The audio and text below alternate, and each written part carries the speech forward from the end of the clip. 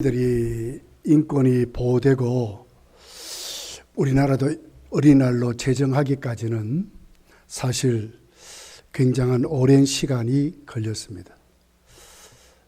얼마 전까지도 어린 애들, 또 특별히 또 얘들 이런 식으로 어린 인권들을 그렇게 인정하지 않고 정말 어린 아이로 취급하는 일들이 비일비재했죠. 1973년도에 겨우 이제 어린이날로, 그리고 75년도에 공휴일로 지정이 됐어요. 2018년도부터 이제 주말에 나왔던 어린이날이 되게 되면 대체 공휴일까지 만들어서 기념하는 어린이날로 지키게 됐습니다. 예수님 당시도 사실은 어린이날이 대접을 못 받았죠. 특히 로마가 점령하는 그 시대 대개 뭘로 기준했냐면 노동력으로 기준했어요. 그러니까 노동력이 없는 사람들을 취급하지 않았어요. 그러니까 어린아이뿐만 아니라 아주 천민들, 특별히 장애자들을 사람 취급하지 않았습니다. 어린아이들이 만약에 장애자로 태어나면 그 즉시 버릴 수 있도록 부모에게 특권까지 주고 그랬어요. 예수님이 가는 곳곳마다 많은 어른들이 따라다녔죠. 그러면서도 그 중에 부모의 손을 잡고 부모의 등에 업히고 부모에게 안겨서 예수께로 오는 자들도 있었던 것을 보게 돼요.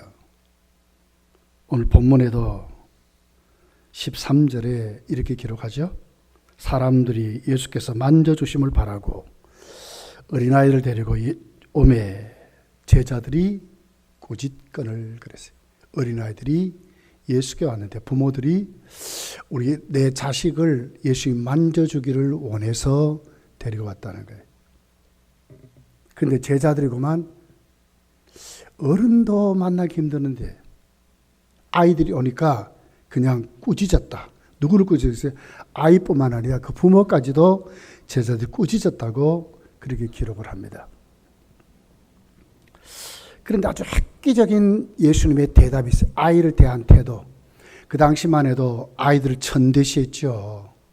아이들을 온전한 사람 취급하지 않았어요. 그런데 예수님은 획기적으로 어린 아이들을 대하는 태도가 그 당시 사회 통념이나 종교적인 관점이나 무슨 전통에 전혀 다른 혁명적인 태도를 예수님이 보여주시게 돼요.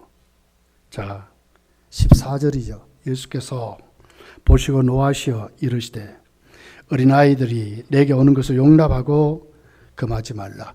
이 노하시어 하는 원문을 보면 매우, 그 앞에 보면 매우라는 단어가 포함되어 있어요. 매우 화를 내셨다.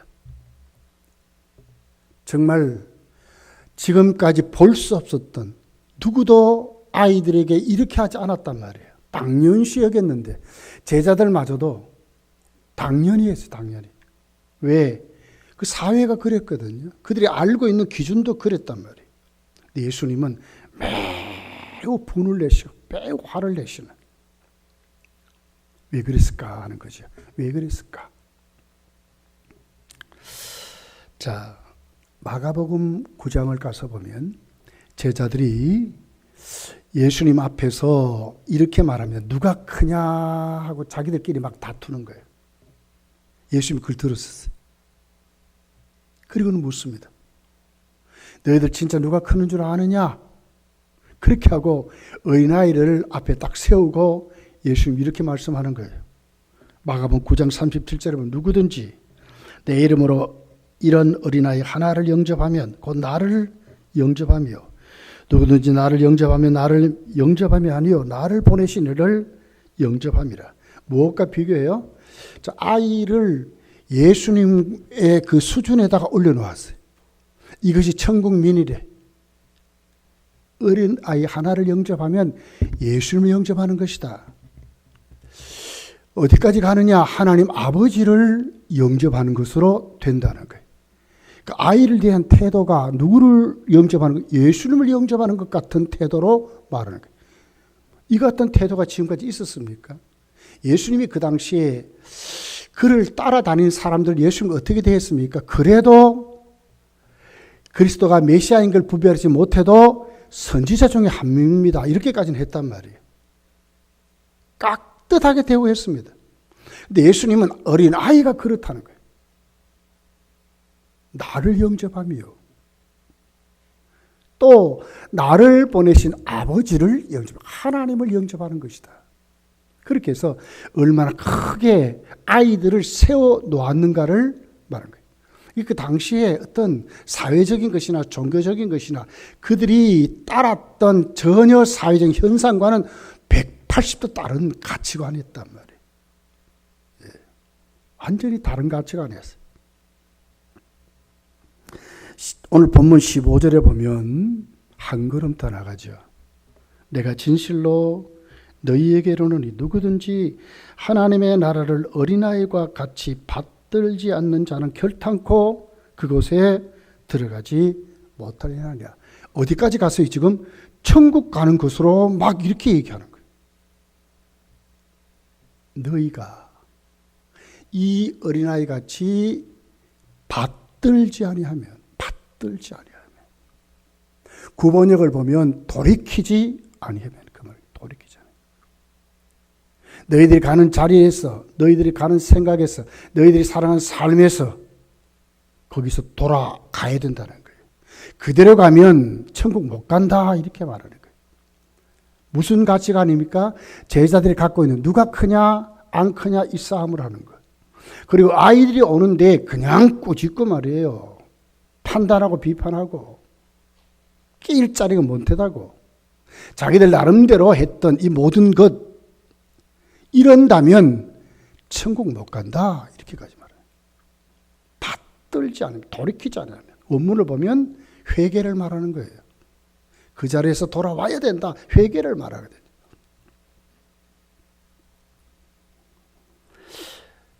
결탄코 받들지 않으면 결탄코 이건 부정문이거든요.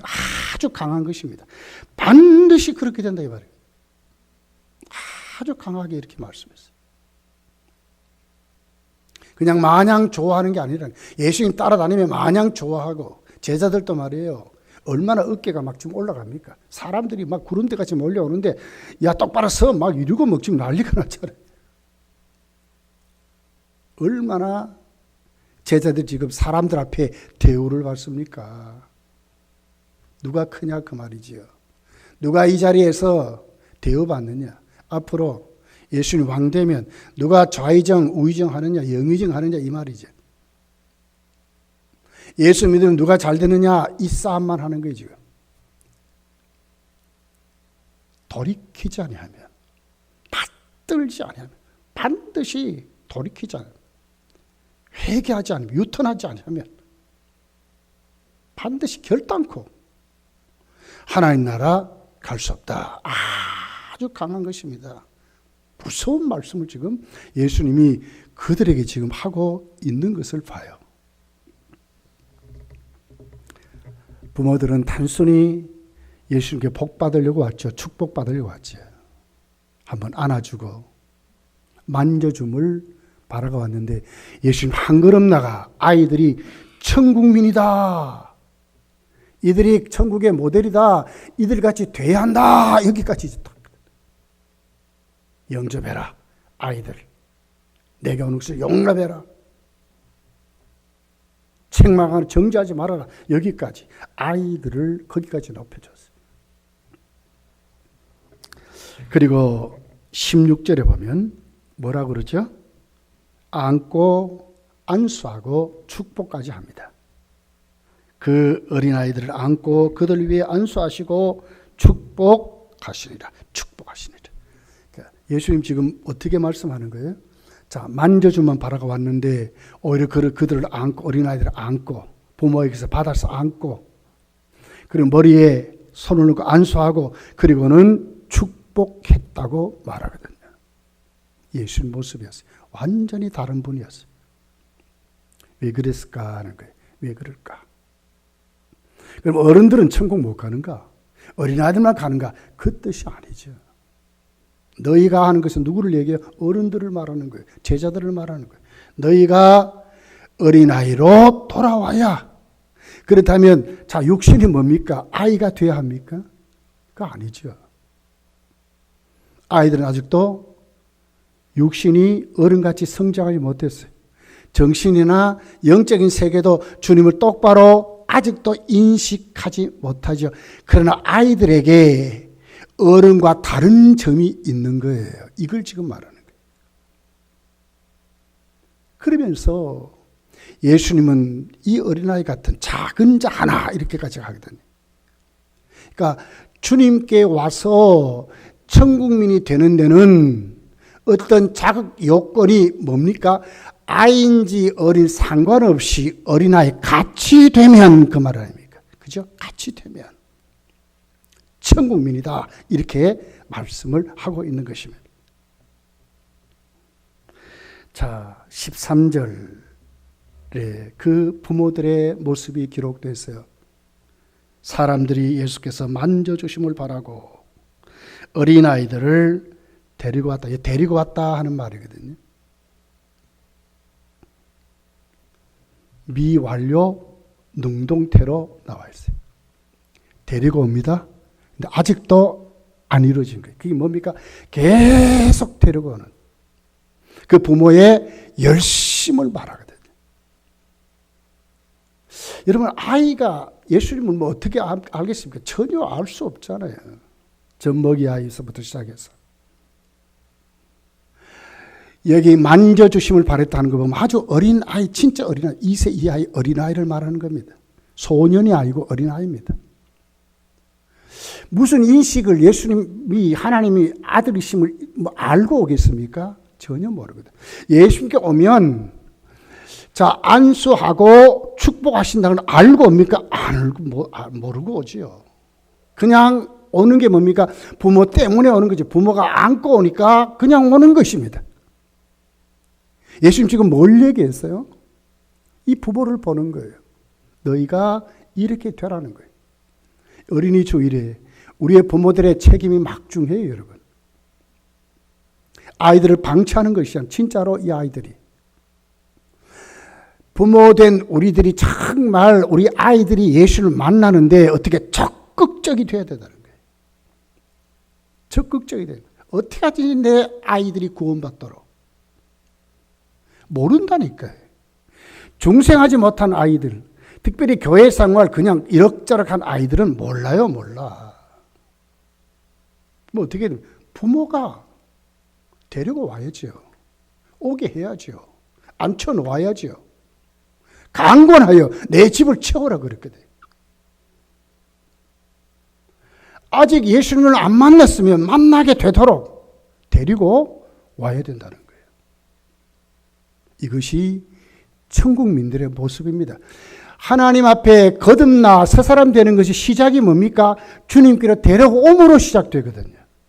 믿습니까? 데려옴으로 시작돼. 그리고 우리 교회는 전도하려고 하는 겁니다. 주중에 전도하고 주일날도 전도하고 선교도 하고. 왜 합니까?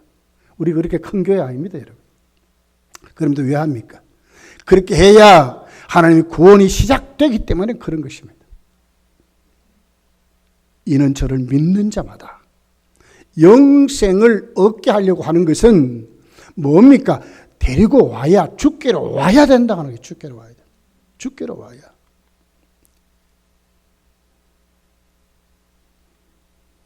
그러면서 오늘 성경은 왜 예수님께로 와야 되느냐? 예수님을 성경이 뭐라고 그러죠? 보혜사라고 그럽니다.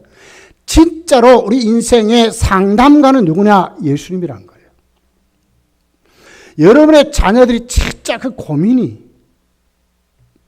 세상을 보는 그 눈, 영생에 대한 그 판단, 진짜 복지한데 진짜 복지, 인생을 말하는 우리 삶이 결국 무엇으로 끝내는가, 여기에 대한 모든 대답이 보혜사이신 예수께만 있다고 하는 것입니다. 요한복음 여러분 14장 6절이 뭐라고 그럽니까? 나는 길이요 진리요 생명이니 예수님으로 아니하고는 하나님 나라에 갈 자가 없다 그러잖아요. 믿습니까? 믿습니다. 예, 그렇습니다. 예수님 말이. 나도 와야 되고 자녀도 와야 되고. 예수님 진짜로 우리 인생의 보혜사시라고 이렇게 말씀하는 것입니다. 마태복음 11장 28절 잘 아는 말씀입니다.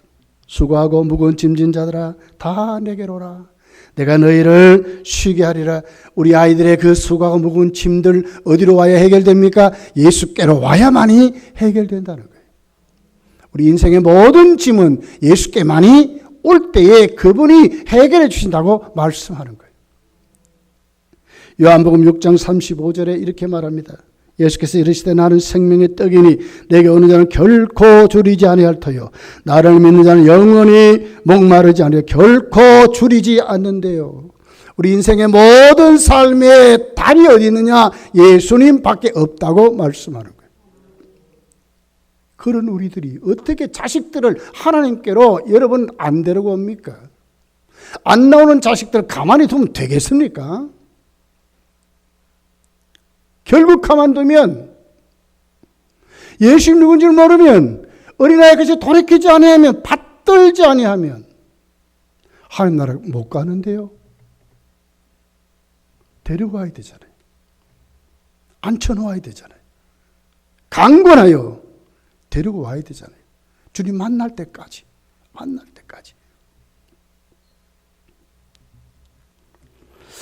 오늘 성경은 우리에게 말합니다. 그렇기 때문에 어린아이들을 통해서 배우라는 거예요.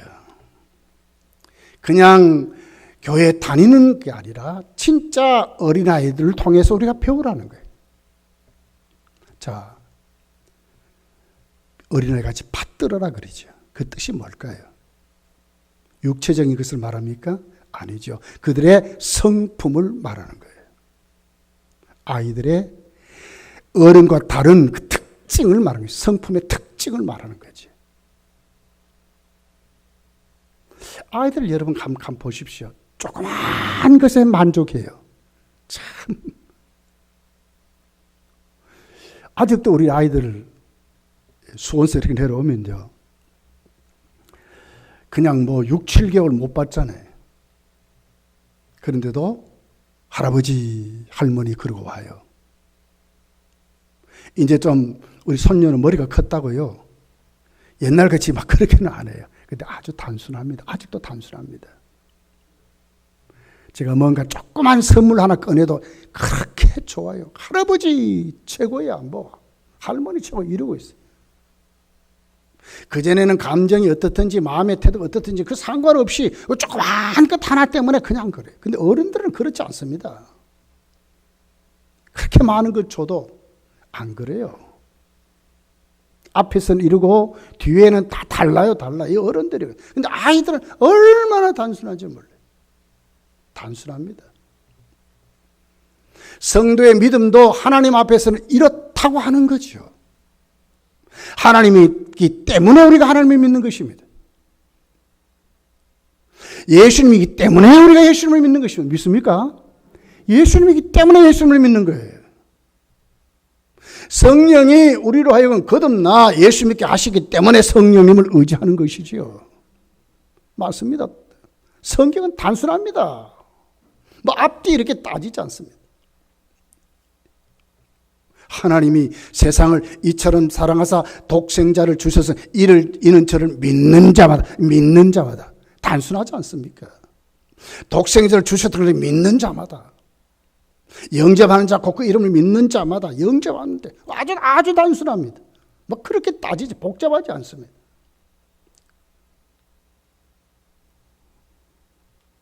얼마나 여러분 겸손하고 순진하고 얼마나 신뢰합니까? 부모기 때문에 말을 듣습니다. 이제 머리가 좀 커지면 잘 안 듣죠. 그때가 말고요. 어린아이 때는 부모의 말을 듣습니다. 부모가 하자는 대로 합니다. 왜? 전적으로 부모를 신뢰하기 때문에 그렇습니다. 다른 사람 말 안 듣습니다. 근데 부모의 말은 듣습니다. 부모이기 때문에 듣습니다. 전적으로 의지하기 때문에 듣습니다. 마음이 얼마나 여러분, 그 심령이 두 개의 마음이 아닙니다. 아주 겸손합니다. 부모에게는 아주 낮아집니다. 부모에게 복종합니다. 이것이 어린아이들의 특징이거든요. 천국민이 누구냐? 이런 자들이라고 하는 거예요. 어린아이들이 부모에게 대하듯이, 어른들에게 대하듯이 하나님께 신앙은 이런 자들이 믿는 자요, 예수 영접한 자요, 천국민이요, 천국 간다고까지 말씀하는 거예요. 깨끗합니다. 순진하고 성결합니다. 진실합니다. 정직합니다. 아이들. 거짓말 잘 못합니다. 자, 마태복음 18장 4절에 가서 보면 이렇게 기록해요. 그러면 누구든지 이 어린아이와 같이 자기를 낮추는 사람이 천국에서 큰 자니라. 이 낮추다 하는 단어를 원문을 보면요, 밭이 여러분 이렇게 잘 이렇게 파종하지 않으면 어떻게 돼요? 울룩불룩하고 막 난리가 났잖아요. 그것을 잘 고른다 이 말이거든요. 골라준다 이 말이거든요. 겸손은 이런 것입니다. 내가 오만하고 교만하고 높아지고 이런 마음들이 하나님 앞에 잘 골라진, 이것을 성경이 겸손이라고 말하는 것입니다. 하나님 앞에 나를 세우는 것이 겸손입니다. 우리끼리 도토리 키재기 하는 게 겸손이 아니고요. 하나님 앞에 나를 잘 내 심령이 골라져서 하나님을 하나님들에게 인정하는 그 마음이 천국민이라고 낮춘다고 하는 것으로 말씀하는 것입니다. 제자들이 자기끼리는 뭐 큰 자 있을 수 있죠. 네가 주님 사랑 더 받아 못 받아 뭐 이럴 수도 있고, 네가 주님 앞에 그래도 뭐 이거 맡았니 적으면 뭐 이럴 수 있지만 하나님 앞에는 안 그런 거예요. 안 그런 거예요. 골라진 마음입니다. 하나님 섬길 때 하나님 앞에 섬기는 것이 겸손입니다. 겸손. 아이들이 그렇다는 거예요. 부모에게 그런다는 거예요. 아이들이 부모 앞에 자기 마음을 잘 골라내서 부모를 부모되게 인정하고 그분 앞에 순종을 엎드린다고 이렇게 말하는 것입니다. 이것이 성경이 뭐라고 합니까? 어린아이 같은 마음, 어린아이 같은 특징, 천국민이라고 이렇게 말하는 것입니다. 우리는 아이들에게 이 어린이 주일에 뭘 배워야 됩니까? 어린아이들에게 이것을 우리가 배워야 한다는 거예요. 여기로 돌아와야 한다고 말씀을 하는 것입니다.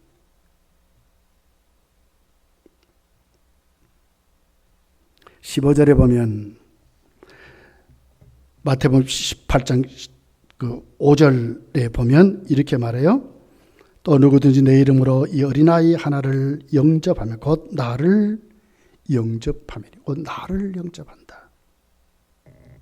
이 영접한다 하는 말은 환대한다 이 말이거든요. 환대한다. 그리고 내 자녀를 삼는다 이 말이에요. 그냥 영접이 아니라 그 아이를 어떻게 해요? 내 자녀같이 환대하는 것. 그 말이거든요.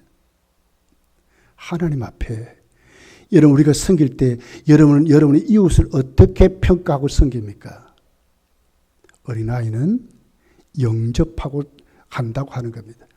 여러분 그렇게 아이들의 삶을 이렇게 보면요, 그렇게 원수를 맺지 않아요. 어제까지는 뭐 치고받고 싸워도요, 뭔가 이렇게 딱 주면 그대로 같이 하나 되고 같이 웃고 같이 울고 막 이래요. 아이 하나가 울면 같이 울고요. 아이 하나가 막 뛰어놀면 자기도 막 뛰어놀고 막 이래요. 이게 영접한다는 말이거든요. 다 풀어놓는다. 격이 없다 이 말이거든요. 다 그냥 받아들인다 이 말이거든요. 하나님 나라의 백성은 이런 모습들이라는 거예요. 어린아이들이 이런다는 거예요. 우리가 우리끼리 교제할 때 이렇게 교제해야 된다는 거예요. 높고 낮음이 없이 정말 내 자녀로, 내 가족으로 아무 격이 없이 서로 다 받아들이고 하나 되는 공동체, 이것이 뭐냐? 천국민의 모습들이라고 말하는 거예요.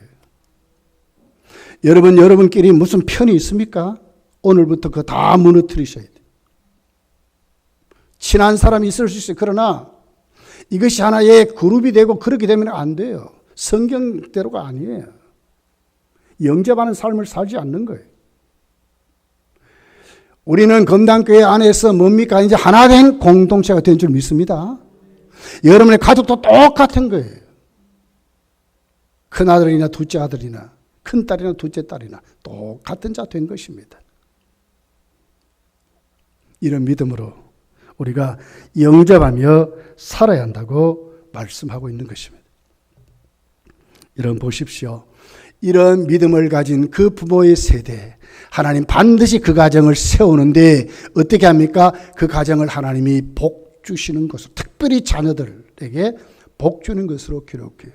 시편 127편 1절부터 이렇게 기록합니다. 우리 같이 한번 제가 한 절 읽고 우리 교독 한번 해봅시다. 여호와께서 집을 세우지 아니하시면 세우는 자의 수고가 헛되며 여호와께서 성을 지키지 아니하시면 파수꾼에 깨어 있음이 헛되도다.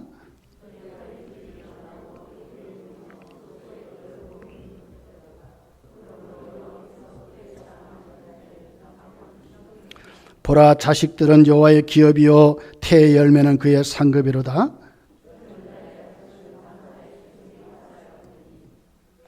이것이 그의 화살통에 가득한 자는 복되도다. 그들이 성문에서 그들의 원수와 담판할 때에 수치를 당하지 아니하리로다. 아멘. 하나님이 세워주신 가정, 교회, 국가 이런다는 거예요. 수고한 대로 거두고 가족들이 하나님이 잘 가꾸어서 반듯하게 세워서 가정도 교회도 국가도 하나님이 세워주시면 어디로 가야 됩니까? 하나님 나라가 되면 그 말 아닙니까? 하나님 나라가 되면. 하나님 나라는 어떤 자들의 것이라고요? 어린아이들의 것이라니까요. 그 자리로 돌아가면 하나님이 이렇게 하신다는 거예요.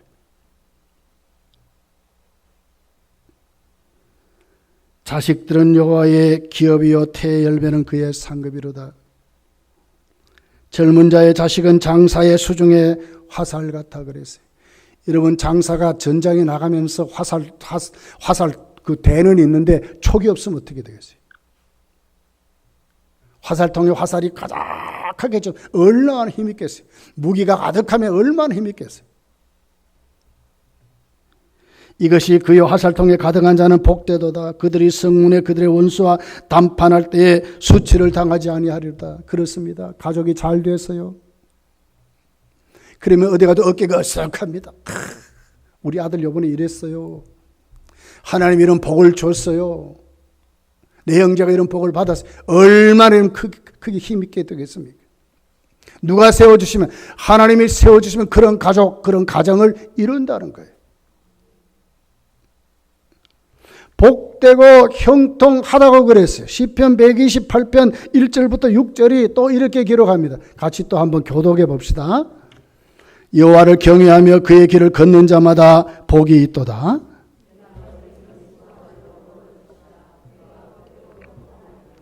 내 집 안방에 있는 내 아내는 결실한 포도나무 같으며 내 식탁에 둘러앉은 자식들은 어린 감람나무 같으리로다. 여호와께서 시온에서 내게 복을 주실지어다. 너는 평생에 예루살렘의 번영을 보며 그렇습니다. 하나님 복되고 형통한 가정을 이룬다 그랬어요. 여호와를 경외하는 가정, 여호와를 경외하는 교회, 여호와를 경외하는 국가는 반드시 하나님이 이렇게 하신다 그랬잖아요. 우리가 지금 눈으로 보고 있잖아요. 원희룡 국토교통부 장관이지요. 전에 제주도 도지사였지요. 그분의 아버지가 원응두 장로님입니다. 응두 장로님. 청년 때에 예수 영접하고 얼마나 잘 믿었는지 31세에 장로가 됐습니다. 장로 되기 전에 결혼했습니다. 자녀를 6명 두었습니다. 근데 그 자녀들을 그때부터 이렇게 예수를 믿고 이렇게 훈련시켰어요. 매일 마태복음 5장에서 7장을 암송하도록 만들었어요. 밥 먹을 때 이 말씀을 암송해야 밥을 줬어요. 6명의 자녀 똑같이. 그리고는 6명의 자녀를 새벽 기도에 매일매일 데리고 나갔어요. 빠지면 밥을 안 줬어요. 밥을 안 줬어요. 요즘 같으면 아이들이 집을 떠날지도 모르겠어요. 근데 그 자녀들이 아버지에게 순종했어요. 결국 형님인 마지는 제주도에서 목회자로 하나님이 크게 쓰시는 종이 되었고, 둘째 아들 오리룡 장관은 장관이 되고 또 제주도 도시자로 쓰임을 받고 지금은 안수 집사님이에요. 딸 4명은 전부 다 한 교회 중직자로 권사님으로 다 세워졌다고 그래요. 여호와를 경외하는 가정. 하나님께 어린아이가 됩니다. 어린아이가. 말씀대로 그대로 믿었습니다. 말씀대로 그대로 순종했습니다. 이것저것 따지지 않았습니다. 그대로 실천하고 살았습니다. 그랬더니 하나님이 그렇게 했다고 말씀하는 것입니다. 여러분, 어린이 주일은 이런 주일입니다. 부모 세대가 아이들을 향해서 나같이 믿으라고 하는 그런 주일이 바로 어버이 주일입니다. 어린이 주일입니다. 아이들을 이렇게 딱 세우는 것이 어린이 주일입니다. 우리의 믿음을 자녀들이 본받을 것입니다. 내가 시시하면 아이들도 시시해질 것입니다. 그러나 그 아버지가 하나님께 똑바로 서면 자녀들도 똑바로 서게 될 것입니다. 왜? 여호와를 경외하는 가정, 하나님이 그냥 두지 않습니다. 예수님이 우리의 진짜 상담가라니까요. 보혜사라니까요. 그분 앞에 왔는데 주님이 가만히 있겠습니까? 종교 심리학을 보니까요, 기독교 심리학자들이 이렇게 말해요. 회심은 진짜 어느 때 일어나는가? 아이가 6세 정도 돼야 그래도 이렇게 안다는 거예요. 6세에서 8세에 회심이 시작된다 그랬어요.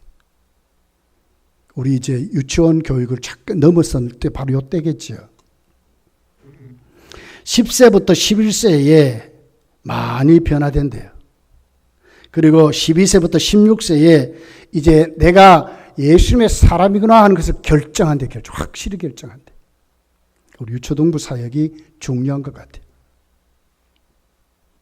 그리고는 20세가 넘으면 진짜 믿기 힘들답니다. 20세가 넘어서 거듭나는 사람은 정말 하나님이 큰 은혜를 베푸셨다는 거예요.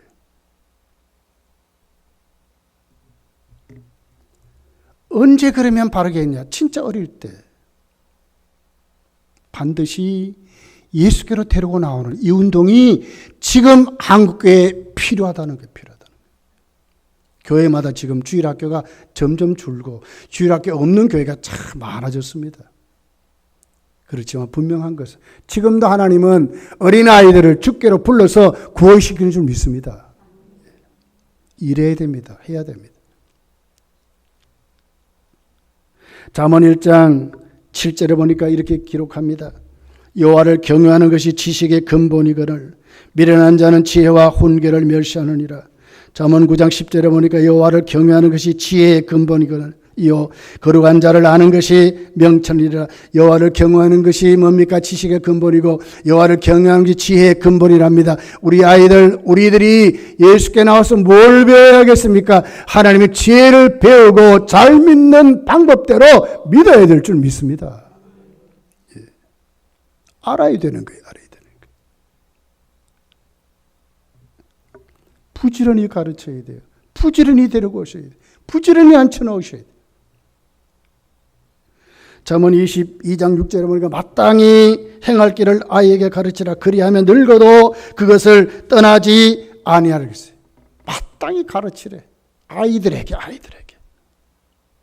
신명기 6장 6절에서 7절에 보면 오늘 내가 네게 명하는 이 말씀을 너는 마음에 새기고 네 자녀에게 부지런히 가르치며 집에 앉았을 때이든지 길을 갈 때든지 누워있을 때이든지 일어날 때이든지 이 말씀을 강론할 것이며 그랬거든요. 부지런히 가르치래. 부지런히.